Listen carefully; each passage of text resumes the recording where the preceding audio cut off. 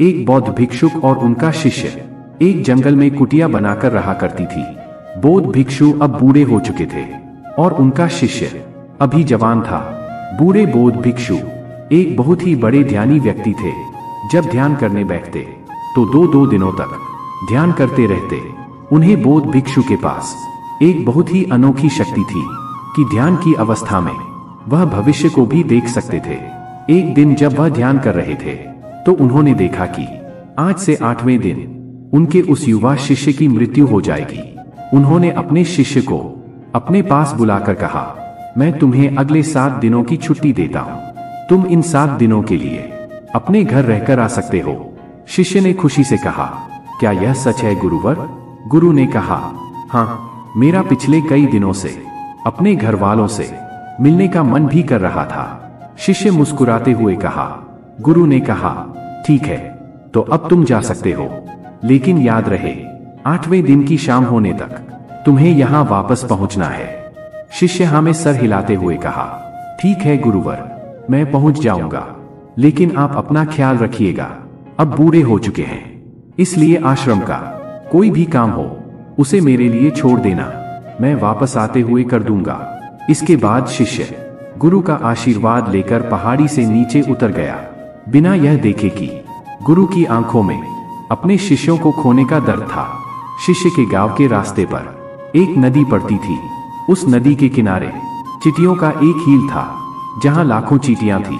उनमें से कुछ चींटियां लगातार हील के अंदर जा रही थी और कुछ बाहर आ रही थी, जिसमें से कुछ चींटियां एक दूसरे से टकरा जाती और फिर अपना रास्ता बदल लेती। यह सब देख उस शिष्य को बड़ा आनंद आ रहा था।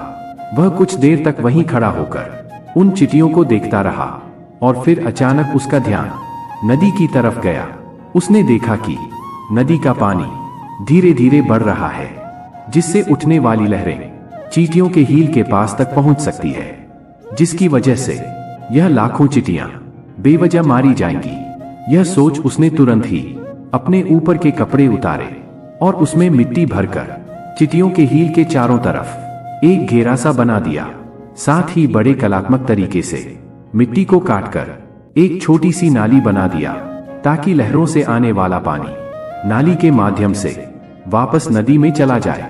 इसके बाद वह नदी पार कर अपने घर चला गया।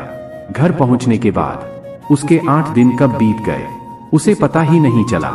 8वें दिन उसे याद आया कि आज शाम तक तो गुरु ने आश्रम में वापस लौटने का आदेश दिया था। उसने उस रात ही अगले सुबह आश्रम के लिए निकलने हेतु सारी तैयारी कर ली थी। सुबह होते हुए आश्रम के लिए निकल पड़ा। उसे उम्मीद थी कि वह शाम होने से पहले आश्रम वापस पहुंच जाएगा। शाम हो चुकी थी। यहाँ गुरु आश्रम में बैठे बैठे यह सोच रहे थे कि आज तो 9वां दिन है, अब तक तो मेरा शिष्य इस दुनिया को छोड़ चुका होगा। वह इस बात से काफी दुखी थे कि वह मरने से पहले आखिरी बार अपने शिष्यों को देख ना सके। गुरु बैठे बैठे यह सब सोच रहे थे कि उन्हें दूर से एक इंसान आता हुआ दिखाई दिया। उन्होंने ध्यान से देखा तो चौंक गए, अरे यह तो मेरा शिष्य है। गुरु ने दौड़कर शिष्य को गले लगा लिया, लेकिन वह इस बात से अचंभित भी थे। 8 दिन बीत जाने के बाद भी अब तक तो शिष्य जिंदा कैसे है। गुरु ने शिष्य से कहा कि यहां से जाने के बाद तुमने जो कुछ भी किया है मुझे बताओ। तब शिष्य ने चींटियों वाली कहानी गुरु को सुनाई। कहानी सुनते ही गुरु को यह समझते देर न लगी कि जिसने लाखों चींटियों की जान बचाई थी और उसके इसी कर्म का परिणाम है कि शिष्य को एक लंबा और खुशहाली भरा जीवन प्राप्त हुआ है। कहानी सुनने के बाद गुरु के मुंह से अनायास ही निकल गया कि कर्म लौटकर जरूर आता है। शिष्य को गुरु की इस बात का मतलब समझ नहीं आया, लेकिन उसने पूछा भी नहीं और चुपचाप अपने आश्रम के कामों में लग गया। अगर हम अपनी जिंदगी में देखें तो इसे खुशी खुशी जीने का सबसे आसान तरीका है कि हम अच्छे कर्म करते रहे। इस कहानी की तरह यह जरूरी नहीं कि अच्छे कर्म हमारी उम्र को लंबा ही करेंगे, लेकिन इस बात की गारंटी है कि अच्छे कर्म हमारी जिंदगी में आने वाली दुख और परेशानियों को कम जरूर कर देंगे।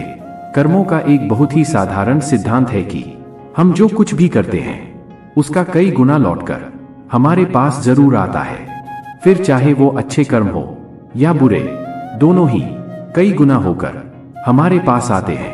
अच्छे कर्म करने के लिए यह जरूरी नहीं कि हमारे पास पैसा ही होना चाहिए, और ना ही सिर्फ किसी की जान बचाना ही अच्छा कर्म कहलाता है। किसी असहाय की छोटी सी मदद करना भी अच्छा कर्म है। किसी डिमोटिवेट इंसान को मोटिवेट करना भी अच्छा कर्म है। किसी दुख भरे इंसान को सांत्वना देना भी अच्छा कर्म कहलाता है। कुल मिलाकर अगर हम किसी भी तरीके से किसी के दुख को कम कर पाए तो वह एक अच्छा कर्म है। और जैसे गलत कर्म करने से हमें बुरा लगता है और दुख भी होता है, ठीक उसी तरह अच्छे कर्म करने से हमें सुख की अनुभूति होती है। इसलिए अगर अपनी जिंदगी में खुश रहना चाहते हैं तो हमें आज से ही दूसरों के दुख दर्दों को कम करने की कोशिश शुरू कर देनी चाहिए, और हम देखेंगे कि हमारी लाइफ अपने आप ही खुशियों से भर जाएगी। मिलते हैं अगले वीडियो में किसी ज्ञानवर्धक कहानी के साथ। तब तक के लिए धन्यवाद।